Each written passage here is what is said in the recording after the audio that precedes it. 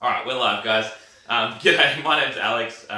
Welcome to our new weekly segment. It's going to be called Punting 101. Basically going over little bits of punting knowledge that you guys should know as an average punter, as a professional punter, as a new punter. Just little tidbits that'll help you not only make more money punting, but also help you not lose as much money by doing dumb shit. And first of all, this week, we will be focusing on cashing out and why you should absolutely never, ever, pretty much never, ever cash out. I hear it time and time again. Obviously, people saying, oh, this bet lost, I should have cashed out. Should I cash this one out? My team's down at halftime. They end up losing, and then they say, fuck, I should have cashed out. Today, I'm going to give you just a basic rundown, about 5 minutes, of why you should pretty much never do it. I won't go too long. I'll try and finish this beer by the time we're done with it so you guys can go off wherever you're meant to be going to watch the footy today. So let's get started anyway. First off, something I hear all the time is you can't go broke making a profit. There's so many things wrong with this statement, especially when it comes to cashing out.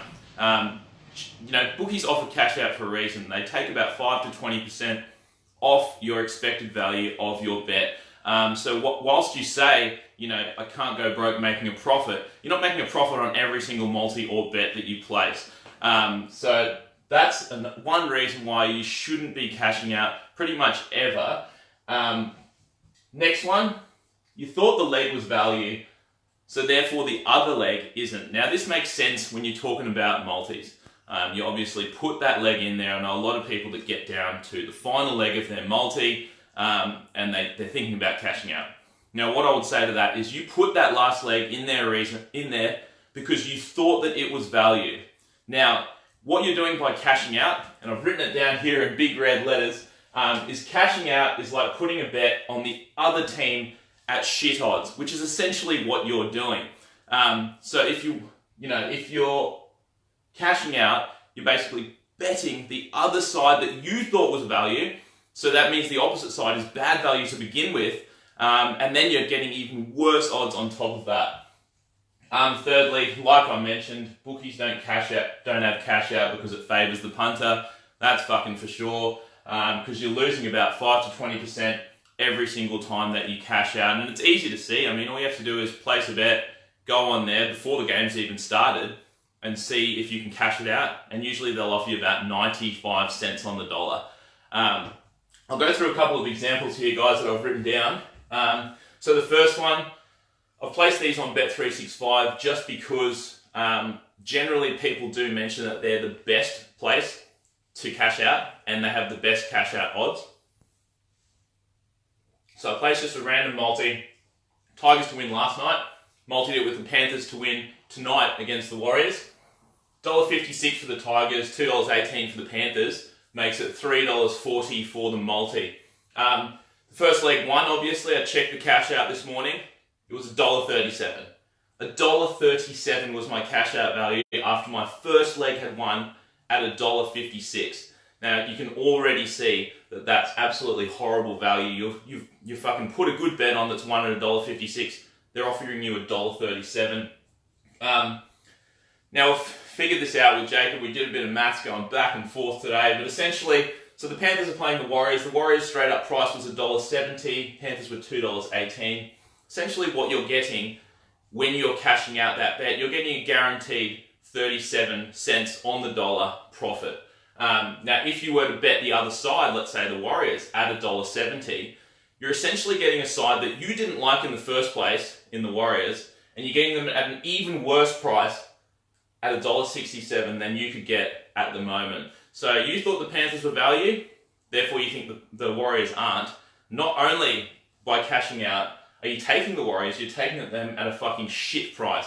Another way to think of it is betting on the Warriors at $1.67 is the same as you going to the bookies and saying, hey guys, you want to bet on the Panthers at $2.48? Of course they're going to say yes. It's like you taking a bet on the Panthers at $2.48, which is a fucking terrible idea because you already bet them at $2.18. But that is exactly the same as what cashing out is. put very simply here, I mean, obviously, if you just played the Tigers by themselves at $1.56, your cash out value of $1.37, you're losing 33% profit, and you're losing 12% on your total return. So that shows that is a bad idea.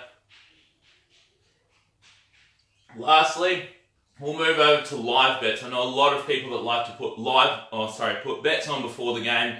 Their team looks like they're winning. Their team looks like they're fucking losing. They do like to cash out. They always say, oh fuck, may as well not risk it if they're winning for an extra few bucks, or if they're losing, may as well salvage something. So I put just a couple of test bets on today for the NFL.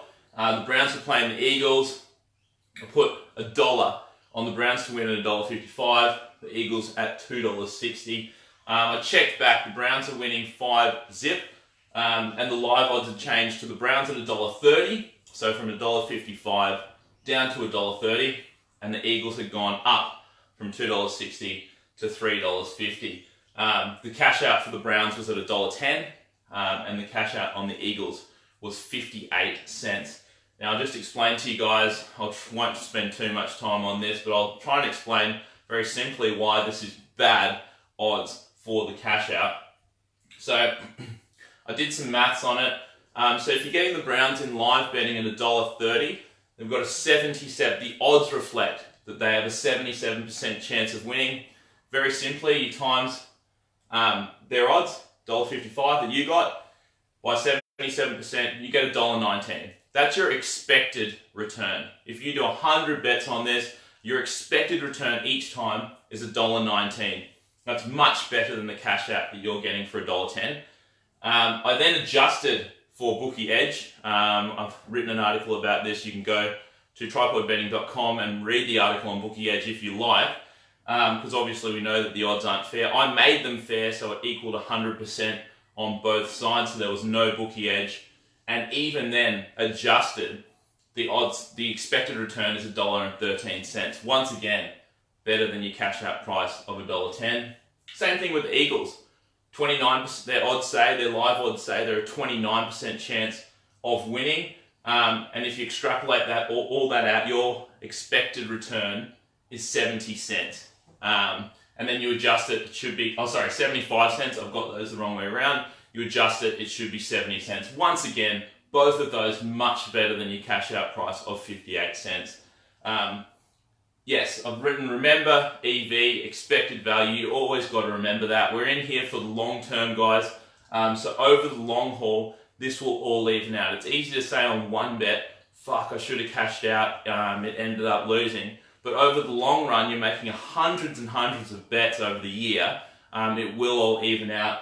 And you've just got to remember, try and keep your expected value as high as you possibly can.